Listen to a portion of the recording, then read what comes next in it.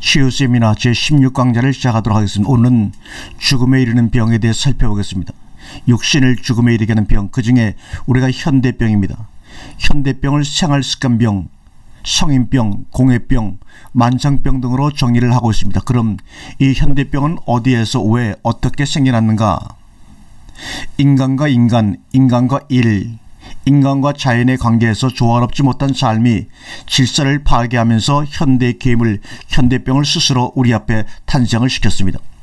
현대병은 우리들의 삶 속에서 만들어졌기 때문에 이를 해결하는 방법도 생활 속에서 찾지 않으면 안 됩니다.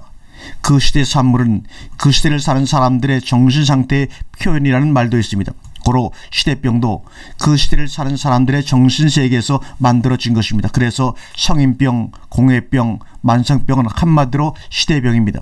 시대에 따라 생활 양식이 달라졌고 그에 따라 체질도 변하기 마련이고 질병도 그 시대적 사회적 산물로서 각가지 형태로 등장을 하는 것입니다. 이른바 문명이 고도로 발달했다는 현대의 모습은 공해로 인한 극도의 환경오염과 문명생활의 반작용으로 심신의 조화가 깨트려지고 그 결과 혈액이 힘이 탁해져 있기 때문입니다. 즉 피가 산성화되어 가고 있습니다. 질병의 발생 원인의 근본 원상이 바로 여기에 있는 것입니다. 그러한 시대적 사회적인 요인의 인과관계에서 파악하지 않고 병을 그저 단순히 독립된 병원체로만 보면 아무리 미시적 또는 과학적인 실증 방법으로 그 정체를 규명하려 해도 그에 대한 원인과 대책은 요원할 뿐입니다.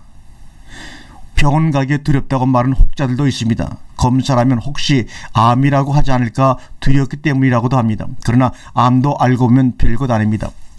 충분히 극복할 수가 이제는 있습니다. 암은 병근도 아니며 또 전염되는 것도 아닙니다. 암을 우리가 분석해보면 일산화탄소와 지방의 노폐물로 구성되어 특수한 환경에서 특수한 형상으로 나타나는 일종의 비정상적인 세포요 조직일 뿐입니다. 그래서 사회를 조먹는 조직을 암적 조직이라고도 얘기하죠. 또한 최소한 9년 내지 15년이 지나면 일기 정도 나타납니다. 일산화탄소와 지방이 많아 혈액이 산독화된 몸에는 누구든지 생길 수 있습니다. 비온 뒤 습한 곳에 그늘이 지면 독버섯이 피어나는 것과 같습니다. 이때 독버섯은 그늘지지 않고 습하지 않으면 스스로 시들어 죽게 됩니다. 인체에서 무엇이 그늘이고 무엇이 습인가를 규명되어야 암을 우리가 해결될 수가 있습니다.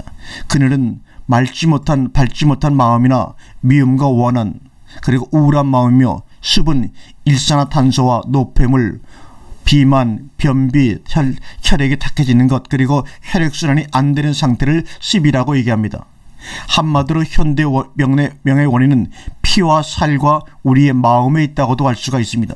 우리가 먹은 것이 피가 되고 살이 되기 때문에 현대인들이 앓고 있는 모든 병의 근본은 피에 관한 병이 대부분이고 그 외에 정신이 곁들여 있는 것이라고 말해도 큰 잘못은 없을 것입니다. 고로 현대병은 현대인들의 생활습관 특히 식생활과 정신자세에서 가져온 결과입니다.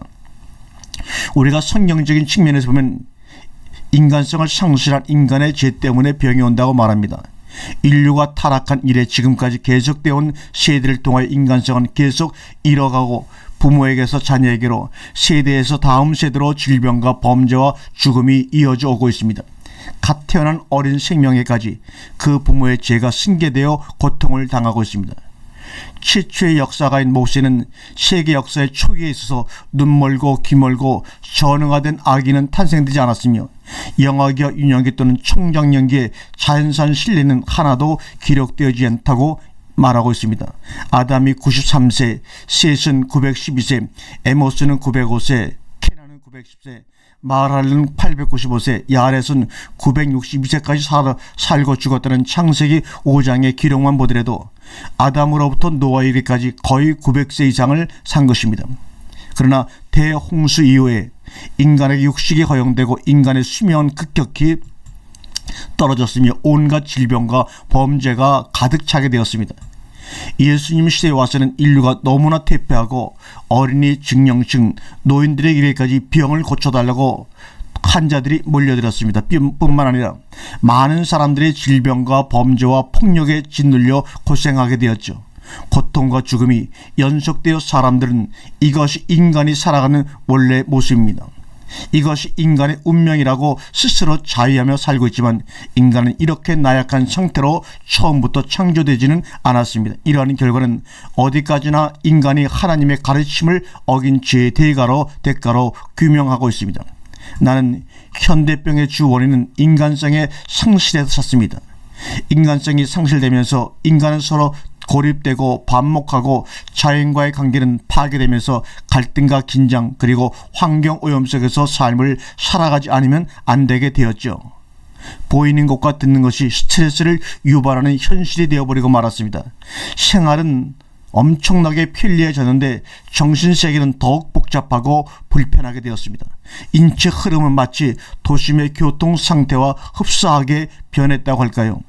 현대인의 정신세계와 신체 조직 구조가 우리나라의 교통 형상과 흡사하게 되어버리고 말았습니다. 지금처럼 인간성이 상실되고 서로 고립되고 미워하고 마냥 서두르고 짜증내는 삶을 살아간 때가 있었을까요? 마음의 평화가 없는 곳에 질병이 있게 마련입니다.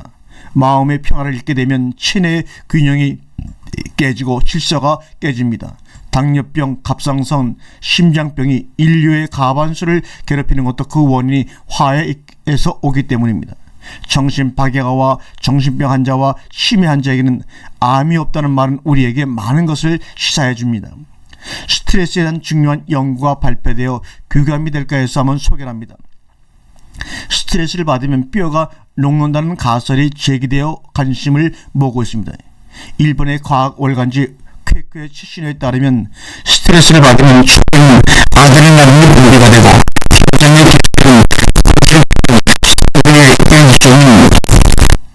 알도스테론이 나오며 이 알도스테론은 인체 안의 칼슘 성분을 몸 밖으로 배출시키는 작용을 한다는 것입니다. 혈액 중의 칼슘 성분이 정상치 이하로 떨어지는 합성성 호르몬의 작용으로 뼈를 녹여 모자라는 칼슘 성분이 보충하게 된다는 것이다. 칼슘이 식품을 통해서 장에서 흡수되고 부족할 때는 뼈를 녹여 칼슘을 보충하는 현상이 일어납니다. 그러나 뼈를 녹여 보충하는 칼슘이 필요 이상으로 많이 분비가 돼 혈액 중에 칼슘 성분이 크게 늘어나고 이 남아도는 칼슘 성분이 세포 속으로 들어갈 경우 세포의 활동을 저하시키고 세포를 노화시키기 때문에 동맥경화, 고혈압 등 각종 질환을 일으킨다는 것이 바로 이 가설의 중심 요지입니다. 칼슘 성분이 증가하면 혈관벽이 탄력을 잃어 상처를 입기 쉽고 상처가 생기면 콜레스테롤이 모여 동맥경화를 일으키며 이 칼슘 성분이 뇌혈관이나 뇌신경에 들어가면 뇌졸중, 노인치매증 그리고 심장혈관에 들어가면 심근경색을 일으키는 원인이 되는 것입니다. 우리가 쥐를 대상으로 실험해 본 것을 찾아보면 쥐를 꽁꽁 묶어놓은 채 스트레스를 계속 가하면 쥐의 혈액 중 칼슘 농도가 급격히 떨어지고 알도스테론 호르몬의 양은 평상시에 3배가량 늘어난다고 합니다. 그러나 스트레스를 계속 가하면서도 칼슘이 많이 포함된 먹이를 주면 알도스테론의 양도 2배 정도밖에 늘어나지 않으며 비장의 위축 등 질환이 훨씬 줄게 된다는 시험 보고가 오고 있습니다. 따라서 충분한 칼슘만 섭취한다면 뼈가 녹는 일은 없고 스트레스에 대한 저항력도 좋아질 수 있다는 이 가설은 결론을 맺고 있습니다. 우리가 현대병을 물리치기 위해서는 생활 속에서 질서를 찾아야 합니다. 식생활, 성생활, 낮과 밤의 균형, 일과 휴식 그리고 자연과의 생활에서 질서를 회복해야 합니다. 특히 금연과 가음에 더불어 식생활의 개선으로 우리의 체질을 개선해야 합니다.